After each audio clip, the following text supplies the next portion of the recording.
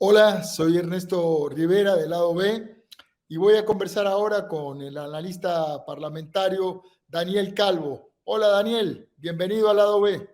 Hola Ernesto, encantado de estar con vos en este nuevo espacio.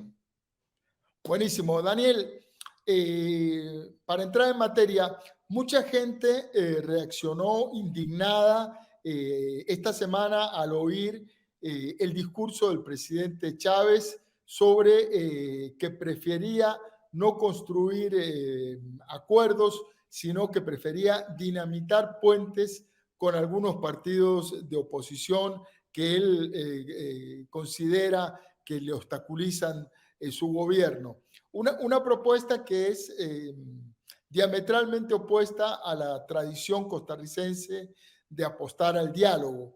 ¿Cómo fue la reacción en el Congreso y en la Asamblea Legislativa?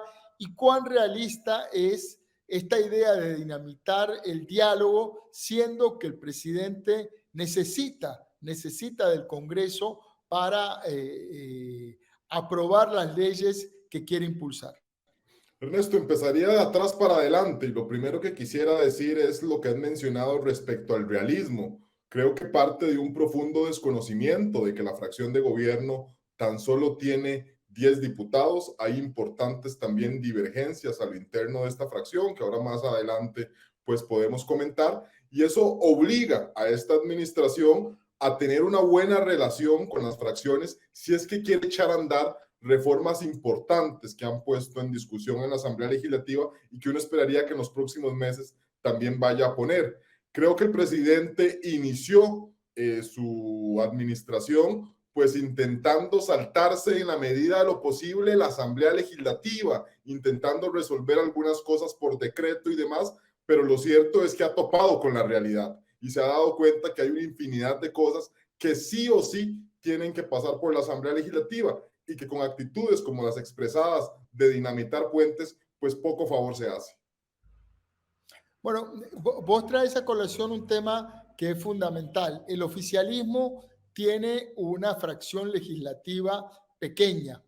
Eh, Esto ya ha pasado otras veces y lo que usualmente obliga es a ser muy eficientes, muy cohesionados para poder lograr hacer avanzar sus agendas. ¿Cómo evalúas, Daniel, la tarea que han realizado en estos 10 meses la fracción oficialista en el Congreso? Ernesto, creo que desde hace muchísimas administraciones venimos padeciendo que el partido de gobierno no tiene pues una fracción importante y eso le dificulta las cosas, como te decía minutos atrás.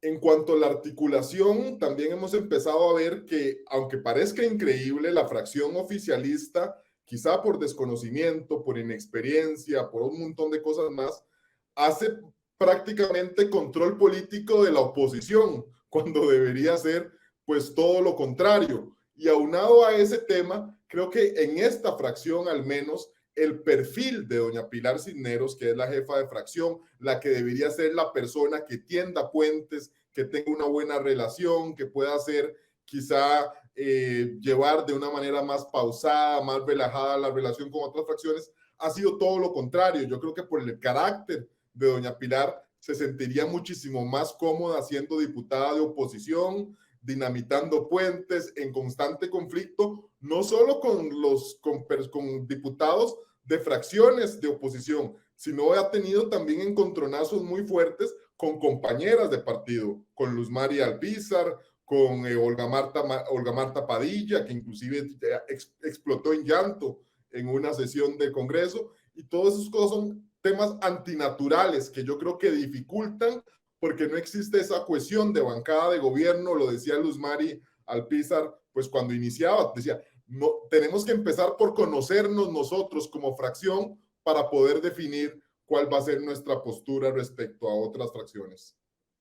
Bueno, justamente sobre la fracción oficialista, una de las críticas que se repite, que uno escucha, es sobre la fracción y sobre su jefa de fracción, la diputada Pilar Cisneros, es la ausencia de iniciativas y proyectos de ley presentados, que al final es una de las tareas sustantivas de los diputados, hacer leyes, proponer leyes, impulsar esa agenda. ¿Qué opinas? ¿Cuál es tu análisis sobre esas críticas? ¿Son válidas o son parte de una pirotecnia política que ha sido la dinámica en estos 10 meses?